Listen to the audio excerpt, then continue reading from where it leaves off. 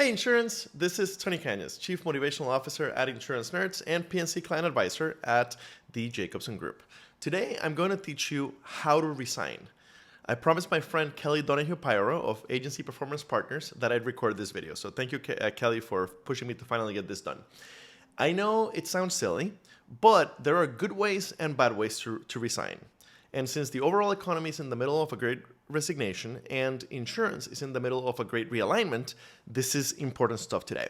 You've all heard the phrase 2 weeks notice, but this phrase is a bit of a misnomer. It takes longer than 2 weeks for a professional to properly resign. You don't notify your boss until 2 weeks before your last day, but you're going to put in up to 4 weeks of prep time before that time. One thing to keep in mind, in our insurance ecosystem, especially in the carrier side, it's very common to get shown the door the day you put in your 2-week notice, especially if you're going to a competitor. So insurance professionals must be ready to hand over the reins the moment they put in their notice.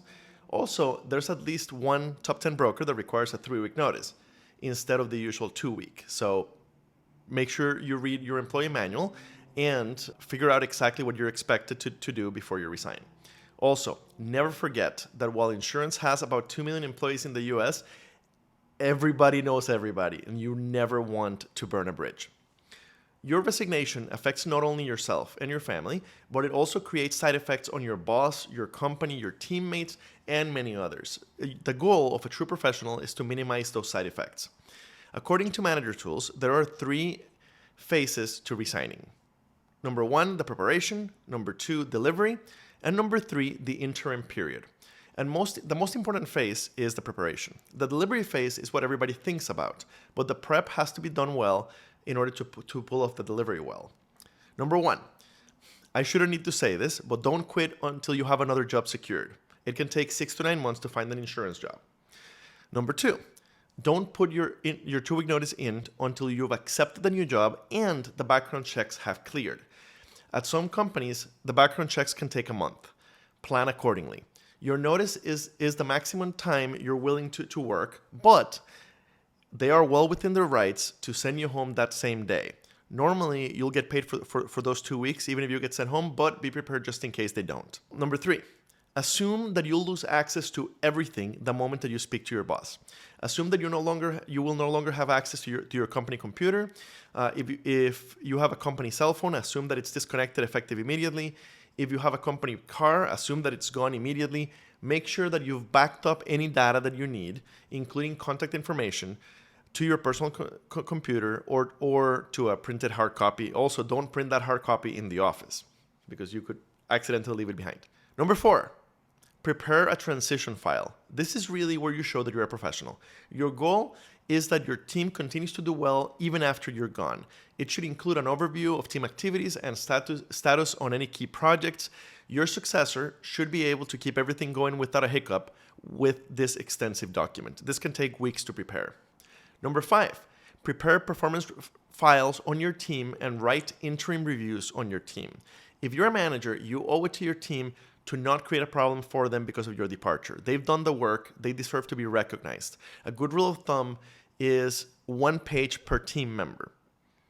Number 6, prepare instructions for your absence. Review your calendar for the next 3 months and document everything so that your successor or your interim successor can continue from where you left off and with nothing being missed. Number 7, prepare a 1-page interim successor document. Something like, this is why Bob should be the interim manager once I'm gone. Basically, you're recommending to your boss how the team should be handled and by who once you're gone. Number 8, schedule lunch appointments with coworkers that you want to keep in touch and exchange personal contact information. Fill up your calendar for the next 6 weeks with everyone that you want to keep relationships with. Don't tell them the reason why. Number 9, tell no one. You don't want to lose control over the timing of your departure. Tell no one. No one. Not your best friend at work, not your admin if you have one, not your UA if you're an underwriter. Tell no one until you've told your boss. Number 10, resign privately to your boss and to your boss alone in his or her office. Something like, John, I'm resigning. Thank you for the opportunity to work here. I've accepted an opportunity elsewhere. And you hand them your written resignation notice in writing with very few details and in an absolutely professional and positive manner. If you're remote, resigning over the phone is probably the best bet. Do not just email your boss. And do not, under any circumstances, resign only by email, even less by text message. Millennials and Gen Zers, re-listen to this last paragraph. Do not, in any circumstance, resign by text message or by email with no verbal conversation with your boss. Number 11, give them no info on the exit interview.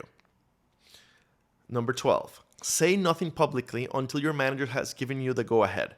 I got myself in trouble when I accepted the offer from the Financial Leadership Rotation Program. This was a big internal move for me. I wasn't leaving the company. I was just changing departments. And I was so excited that I immediately posted on Yammer, the company's social media site, or social networking site, and on LinkedIn. The problem was that my current manager hadn't told my team, and so she was blindsided. And my new manager hadn't told the other candidates that they hadn't gotten the job. So he was annoyed too. Not a great look for me, as I ended up with egg on my face. Don't make the same mistake. Tell nobody until your boss has told everybody and you have permission to share publicly. Number 13, what if you get a counter offer? Well, 99% of the time, don't accept. Don't accept it. Counter offers almost never work. See my video on counters in the Insurance Nurse YouTube channel. Number 14, be prepared to not be invited to meetings and to generally be ostracized for the next few weeks if they don't send you home. It's not personal, it's business. Most of this short video is based on Manager Tool's 90-minute How to Resign podcast.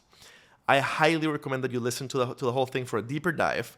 Thank you for tuning in. Hope this was helpful. And remember, insurance is this big. You want to burn no bridges. And one of the easiest ways to show you're a professional and to not burn a bridge is to resign properly. In fact, you don't know if you'll want to come back to this company someday. And even if you're sure you don't want to come back to this company someday, you most certainly don't want to burn the bridge. Resign like a professional. Thank you.